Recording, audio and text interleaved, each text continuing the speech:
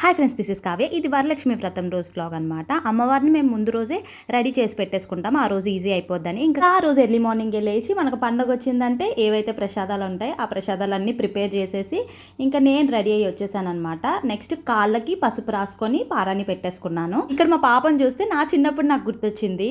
ఈ వరలక్ష్మి వ్రతం రోజు నేను పట్టులంగా వేసుకొని జడగంటలు పెట్టుకొని ఇంకా ఆ రోజు మేము అందరం కూడా ఆడపిల్లలందరూ లక్ష్మీదేవుల్లా రెడీ అయిపోయే వాళ్ళమే. అదే గుర్తొచ్చింది. ఇక్కడ కథ మొత్తం అయిపోయిన తర్వాత అక్షింతలు కొన్ని దేవుడికి వేసి కొన్ని తలపైన వేసుకున్నాము. నెక్స్ట్ కొబ్బరికాయ కొట్టి హారతి కూడా ఇచ్చేసాము. నెక్స్ట్ ఆ రోజు పెద్దవాళ్ళ బ్లెస్సింగ్స్ తీసుకుంటే మంచిది కాబట్టి ఇంకా అత్తయ్య బ్లెస్సింగ్స్ తీసుకున్నాము. ఇక్కడ మా వారు ఈ రోజు కోసం ఇయర్ మొత్తం వెయిట్ చేస్తానని చెప్పి జోక్స్ చేస్తున్నారు. ఇంకా వ్రతం కంప్లీట్ అవ్వలేదు. ముత్తైదులు తాంబూలం ఇవ్వాలి, ముగ్గురిని పిలిచి ముత్తైదులకు కూడా తాంబూలం ఇచ్చాను. ఇక్కడితో కంప్లీట్ అయిందనమాట.